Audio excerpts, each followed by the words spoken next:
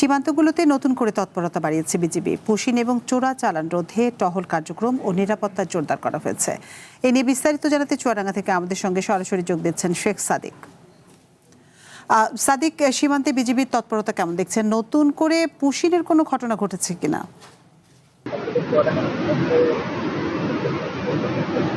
করছিলাম শেষ গতকাল চুয়াডাঙ্গার জীবননগর সীমান্ত দিয়ে পুশিনের একটি ঘটনা আমরা দেখেছি, যেখানে 3 জন নাগরিককে পুশিনের চেষ্টা করেছিল ভারতীয় সীমান্তরক্ষী বাহিনী, কিন্তু বিজিবি তৎপরতার কাছে সেটি প্রতিহত হয় এবং পরবর্তীতে তাদেরকে আবারও কাঁটাতারের বেড়া অতিক্রম করে বিএসএফ নিয়ে যেতে বাধ্য হয়।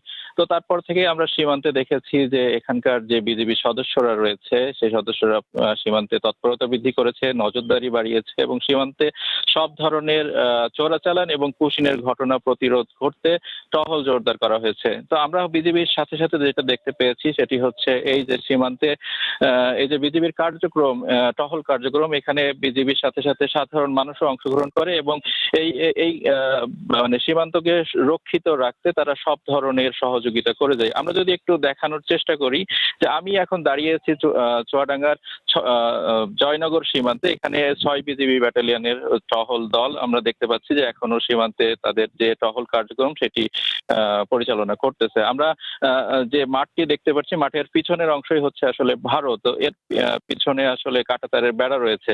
তো এই ভারতের অংশটি আসলে একটি সুরক্ষিত অংশ। তাদের কাঁটাতারের বেড়া থাকা সত্ত্বেও তারা আসলে বাংলাদেশে কাঁটাতারের যে গেটগুলো আছে সেটি খুলে দেয় এবং বাংলাদেশে আসলে ভারতীয় যে নাগরিক এবং বাংলাদেশি নাগরিক তাদের কথায় তাদেরকে আসলে ঢোকানোর চেষ্টা করে এবং যে পুশিনের যে চেষ্টাগুলো, অপতৎপরতা, সেগুলো আসলে তারা দেখায়। তো এটি আসলে তাদের যে রাজনৈতিক একটি কৌশল সেটি আসলে এটিকে আসলে নির্দেশ করে। তো এটি আসলে এখানকার মানুষ কোনোভাবেই যেরকম পছন্দ করছে না, ঠিক তেমনি আসলে ভারতীয় যে নাগরিকগুলো আছে তারাও আসলে এই সীমান্ত দিয়ে যারা বৈধভাবে প্রবেশ করে তাদের সাথে কথা বলেও আমরা জানতে পেরেছি তারাও এই জিনিসগুলোকে ভালো চোখে দেখে না।